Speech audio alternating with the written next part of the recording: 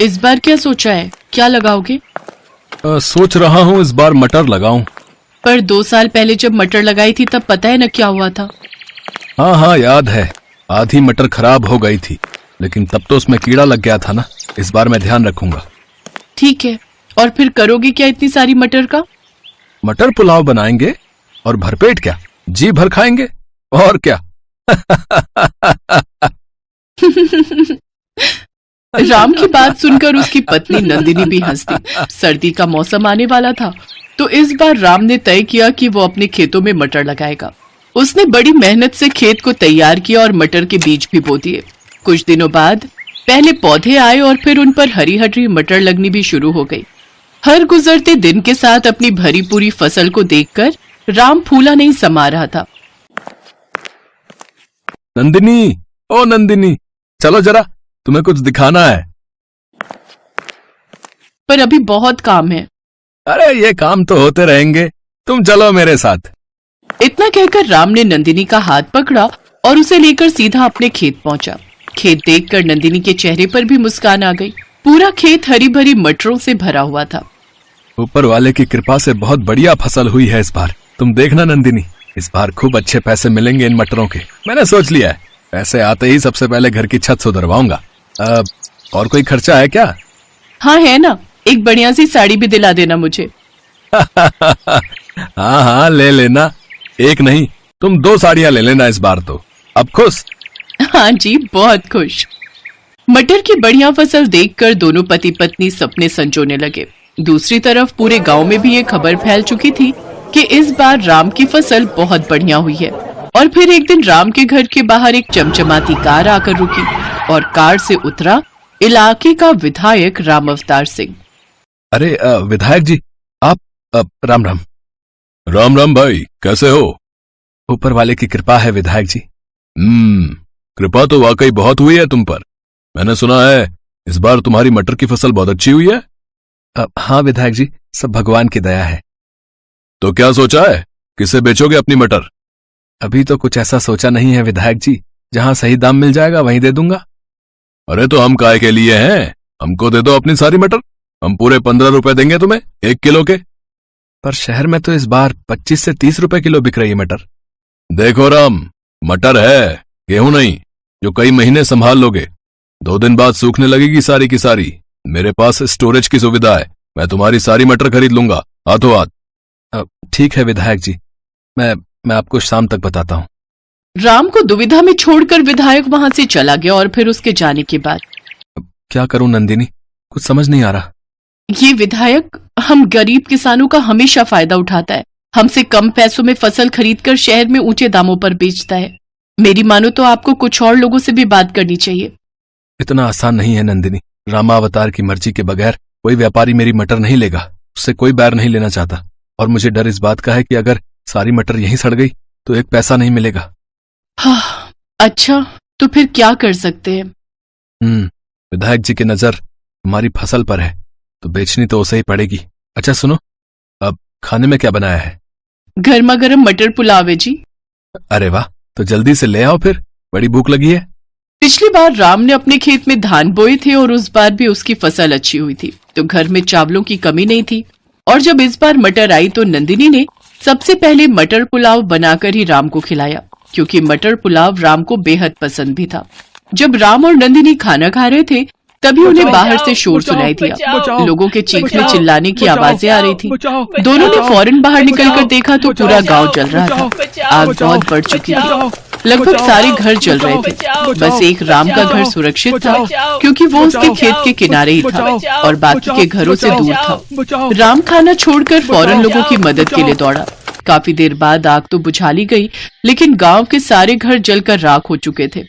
सारा सामान, सारा राशन, सब कुछ राख बन चुका था। हिम्मत रखिए आप सब, हम सब मिलकर कुछ ना कुछ जरूर कर लेंगे। एक काम करते हैं, विधायक जी के पास चलते हैं, उनसे मदद मांगते हैं। हाँ हाँ ठीक कह रहे हो, चलो चलते हैं। पूरा गांव रामावतार विधायक के पास पहुंचा। गांव के लोगों ने विधायक से अपनी परेशानी बताई तो विधायक ने उन सबको दुत्कार दिया। चलो अब क्या बस यही काम रह गया है? लापरवाही करो तुम, आग लगाओ तुम, और भरपाई करूं मैं, मतलब कि सरकार। गांव के लोगों को विधायक पर गुस्सा आ रहा था, पर वो मजबूर थे। और मुंह लटकाकर वहां से जाने लगे। तभी विधायक ने राम को आवाज लगाई।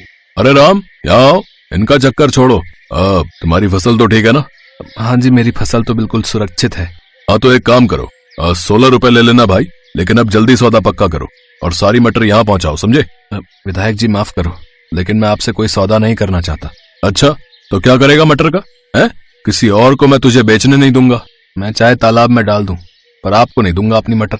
राम अवतार ने मजबूर गांव वालों की मदद नहीं की। इस बात से राम बहुत नाराज था। उसने विधायक से सौदा करने से साफ इनकार कर दिया।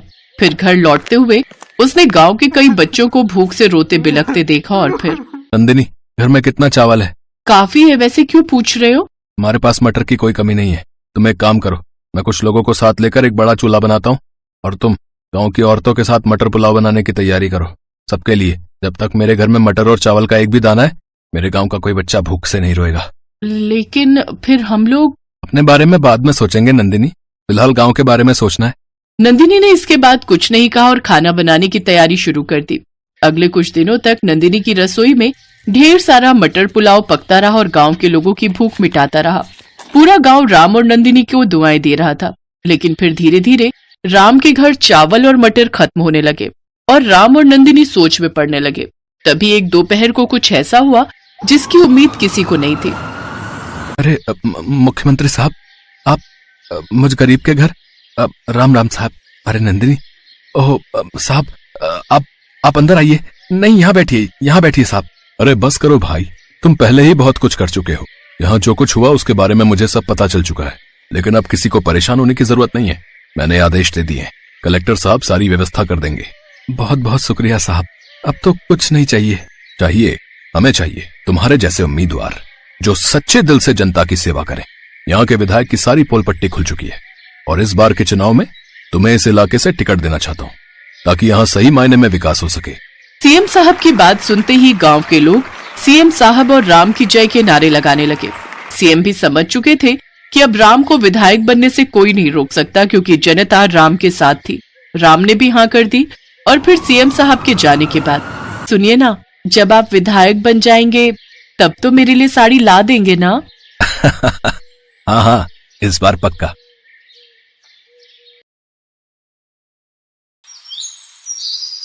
कड़ाके भरी ठंड में ब्रजेश जंगल में कांपते हुए लकड़ियां काट रहा था कि तभी तेज आंधी तूफान चलने लगा और एक बड़ा पेड़ ब्रजेश के ऊपर आ गिरा, जिसके नीचे दबकर ब्रजेश की रीढ़ की हड्डी टूट गई और उसकी मौत हो गई। अपने पीछे वो पत्नी सविता और 2 बेटियां मालिनी और सानवी को छोड़ गया। लेकिन कुछ दिन बाद ही ज्यादा चिंता करने के कारण सविता का ब्लड प्रेशर हाई हो गया, जिस कारण उसके सर की नस फट गई और उसकी भी मौत हो गई। मालिनी और सानवी पर तो जैसे दुखों का पहाड़ ही टूट पड़ा। वो दोनों बहनें अनाथ हो गई। सानवी ने अपनी बड़ी बहन मालिनी से कहा, दीदी अब हमारा क्या होगा? बिना माँ बाबा के हम कैसे रहेंगे? तू चिंता मत कर छोटी, मैं हूं ना, हम दोनों ही एक दूसरे का सहारा बनेंगे। ऐसे ही कुछ दिन बीत गए। बाहर ठंड पड़ती जा रही थी। वो दोनों बहनें अपनी झोपड़ी में बैठी रहती। उन दोनों बहनों का जैसे तैसे खाने का गुजारा चल रहा था। एक रोज जब बाहर तेज ठंड थी तो मालिनी और सानवी अपनी झोपड़ी में बैठकर आग ताप रही थी। तभी सानवी ने मालिनी से कहा, दीदी जब माँ बाबा थे तो कितना मजा आता था ना।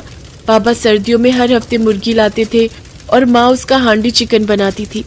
माँ के हाथों के हांडी चिकन खाने की बहुत याद आती है दीदी। क्या अब हमें कभी वो नसीब नहीं होगा? होगा मेरी बहन, जरूर होगा।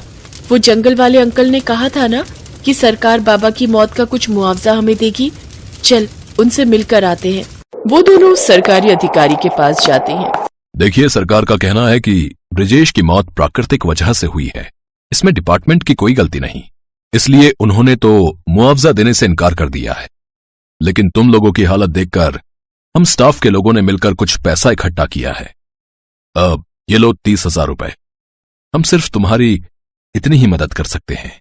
वो दोनों 30,000 रुपए लेकर घर आ गई। लेकिन उस रात मालिनी को बिल्कुल भी नींद नहीं आई। वो रात भर सोचती रही, ये पैसे एक न एक दिन तो खत्म हो जाएंगे, लेकिन उसके बाद हमारा गुजारा कैसे चलेगा?